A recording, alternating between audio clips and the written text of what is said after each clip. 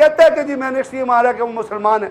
तो आप ये सोचिए एक सेकंड को कि अगर यही काम इंग्लैंड के अंदर, अमेरिका के अंदर, जर्मनी के अंदर कोई मुसलमान करे और जाके किसी 4 लोगों के, 4 ईसाइयों के ऊपर या 4 यहूदियों के ऊपर अपनी गाड़ी चढ़ा दे, ट्रक चढ़ दे, तो पूरा मीडिया क्या शोर मचाएगा, दुनिया में किस किस्म का तूफान बरपा होगा, किस किस्म की लान तान की जाएगी। लेकिन चूंकि ये चीज़ें मुसलमानों के खिलाफ होती हैं तो ना ये इंटरनेशनल मीडिया आवाज़ उठाता है, ना कोई बड़े बड़े लीडर को बयान देते हैं। ब्रिगेडियर साहब ने कई वाकयात का जिक्र किया, लेकिन अपने आप को भी मत भूलिए। आप क्या इस्लामी इंतहा पसंदी क्या साल से नहीं चल रही है? क्या हमारे यहाँ मुल्क के अंदर क्या क्या हरकतें हुई हैं? आपको मालूम है किस तरीके से 70,000 लोगों की जान ली गई है इस मुल्क के अंदर? किसने जान ली है? हमारे अपने इंतहा पसंदी ने जान ली है। तो ये एक बीमारी है ये। दोस्तों, पूरी दुनिया में कोई मुस्लिम को मार दे तो फिजा खान को मिर्ची लग जाती है, बट जब पाकिस्तान में हिंदू, सिख, क्रिश्चियन और चाइना में बीगर मुस्लिम को तो आज तक कभी कुछ हुआ ही नहीं। इस वीडियो में देखें कैसे एक पाकिस्तानी स्पोक्स पर्सन ने फिजा की बोलती बंद की। कनाडा में एक 20 साला नौजवान उसने मुसलमान खानदान पर ट्रक चढ़ा दिया और इसके नतीजे में उस खानदान के 4 अफराद मौके पर जाम बहक हो गए और एक 9 साला बच्चा जख्मी हुआ। अच्छा, कैनेडियन पुलिस इसके बारे में क्या कहती है कि मुलजिम को गिरफ्तार कर लिया गया है। इस मौके पर वज़ीर ख़ारिजा शाह महमूद कुरैशी साहब का क्या कहना है जी? उनका जो मौक़िफ़ आया है इस वाक़े को लेके, वो कहते हैं कि जी कनाडा में कत्ल होने वाले पाकिस्तानियों का गुनाह मुसलमान होना था। दुनिया में ज़ियोनिस्ट और नियोकॉन क्रिश्चियंस का जो एक नेक्सस चल रहा है, जिसके ज़रिए वो मुसलमानों को टारगेट करने की एक पॉलिसी पे पैरा है, और जिस तरह अमेरिका की पॉलिसियाँ रही जिसमें उन्होंने दुनिया से झूठ बोल के, यानी इराक के बारे में झूठ बोला कि उसके बाद WMDs हैं, ट्रंप अब खुद जाते जाते क्या गया कि जी बुश ने झूठ बोला। अब UNO, यूनाइटेड नेशन ऑर्गेनाइजेशन के बजाय यूनाइटेड नेशन कॉरपोरेशन बन के वो दुनिया के बड़े मुल्कों को क्लीन चिट देती है, आर्टिकल पास करती है, करारदादें पास करती है कि जाओ, इजाज़त है 43 मुल्कों की फ़ौज ले जाओ, जाके अफ़गानिस्तान में हमला करो क्योंकि अफ़गानिस्तान जो है वो मुसलमान मुल्क है, इराक पे हमला करो कि इराक मुसलमान मुल्क है, सीरिया को तबाह करो कि सीरिया मुसलमान मुल्क है, जैसे भी मुसलमान हैं मुख्तलिफ फ़िरक़े से वह ताल्लुक़ रखते हैं। लिबिया को तबाह करो, जो एक वेलफेयर स्टेट थी, क़ज़ाफ़ी था, अपने मुल्क पे रूल कर रहा था, उसके लोगों का हक़ था वो उसको रखते या न रखते, उसको तबाह व बर्बाद कर दिया। तो अब ये जो चीज़ें दुनिया में लोगों को नज़र आती हैं, और उसके बाद जो अमेरिकन प्रेसिडेंट और वेस्टर्न प्रेसिडेंट कंसिस्टेंटली झूठ बोलते हैं, हिपोक्रेसी करते हैं, रियाकारी करते हैं, दुनिया से झूठ बोलते हैं। यानी इससे बड़ा कोई झूठ जो बाइडन बोल सकता है जब वो कहता है Israel has a right to defend itself. उसके जहन में जो अमेरिका का प्रेसिडेंट है जिसका अपना बेटा कैंसर से मरा है, उस शख्स के जहन में ये ख्याल नहीं आता कि जो पैलेस्टाइन में मुसलमान मर रहे हैं, जो सिर्फ अपने एक हाथ में पत्थर उठाते हैं और एक हाथ में उन्होंने बच्चों ने दूध की बोतल पकड़ी होती है, और जिनके आप मकानों को तबाह कर रहे हैं, जिनको आप यहूदियत के ऊपर मार रहे हैं, जिनके खिलाफ आप हॉलोकॉस्ट कर रहे हैं, यानी इजराइल हिटलर के खिलाफ हॉलोकॉस्ट करके दुनिया की सिंपथीज वो लेता है। उसने एक इशू बना दिया हॉलोकॉस्ट को, उसने एक हॉलोकॉस्ट को एक नई फ़िरका बना दिया है। हॉलोकॉस्ट नहीं हुआ था इतना, हिटलर ने इतने लोग मारे नहीं थे। वो शख्स जिसने मारा है,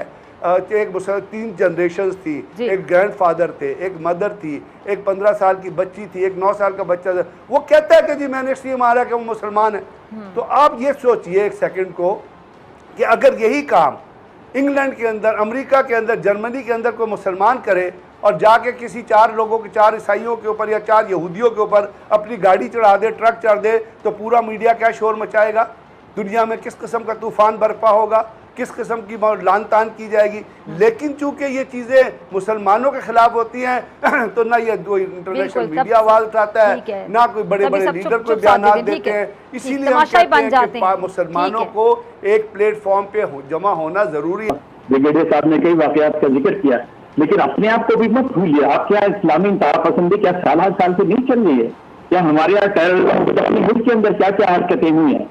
आपको मालूम है किस तरीके से 70,000 लोगों की जान ली गई है इस मुल्क के अंदर? किसने जान ली है? हमारे अपने इंतहा पसंदी ने जान ली है। तो ये एक बीमारी है। ये इंतहा पसंदी जो है, खासतौर पर मजहबी इंतहा पसंदी जो है, बीमारी है। जरा मुसलमानों के अक़दाम पे भी तो नजर डालिए। 9/11 किसने किया था? और ये इतने बेशुमार वाकयात खुद यूरोप में होते रहे, वहाँ पे भी वाकयात होते रहे कि मुसलमान ने अपनी गाड़ी जाके क्राउड के अंदर चला दिए। ऐसे वाकयात यूरोप में मुसलमानों ने भी किए हैं। तो जरा अपनी तरफ भी नजर डालिए ना।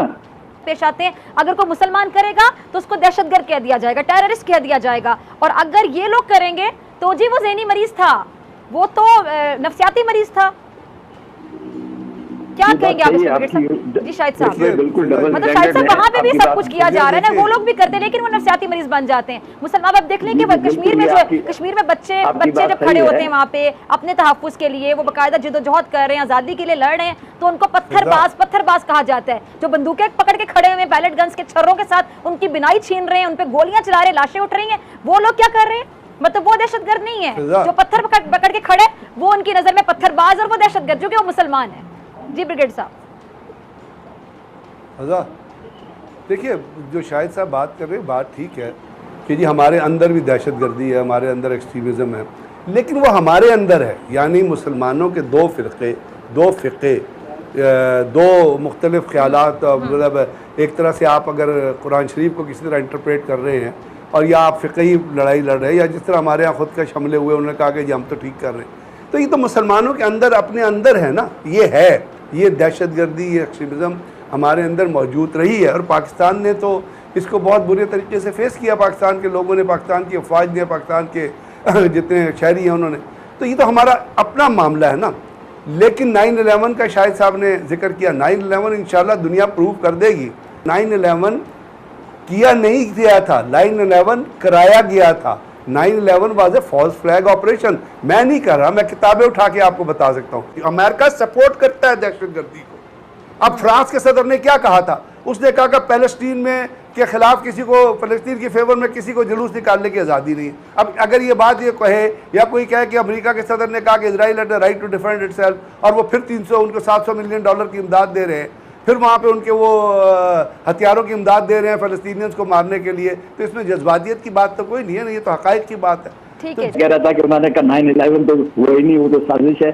चलिए आप मानना नहीं मानते तो ना माने, सारी दुनिया तो मानती है। तो उसामा बिन लादेन ने कई बार एतराफ़ किया कि ये मैंने कराया है, और अफगानिस्तान के बार बार बुश एडमिनिस्ट्रेशन ने डिमांड किया कि उसामा बिन लादेन को निकालो अपने मुल्क से, बाहर निकालो अफगानिस्तान से। वो नहीं माने, नहीं माने। हमने उनके यहाँ कोई ऐसी हरकत करता है, आप मुझे बहुत इंटरप्ट कर रही हैं, आप मुझे बात करने नहीं दे रही हैं, आप मुझे इंटरप्ट कर रही हैं, आप मुस्तकिल मुझे इंटरप्ट कर रही हैं, मुझे बात करने नहीं दे रही हैं आप। तो हमने पूरी कोशिश की उसामा बिन लादेन को वहां से निकाला जाए, वो नहीं निकला। हमारी तरफ से बड़े बड़े एमिसरी भेजे गए, उलमा भेजे गए कि भाई उसामा बिन लादेन को अफगानिस्तान से बाहर निकालो, उन्होंने नहीं निकाला। आखिर में उस पर हमला हुआ। हमला करने की वजह ये थी। तो दोस्तों, देखा आपने कैसे फ़िज़ा खान की बोलती बंद हुई। वीडियो पसंद आए तो लाइक शेयर सब्सक्राइब करें। मिलते हैं अगली वीडियो में।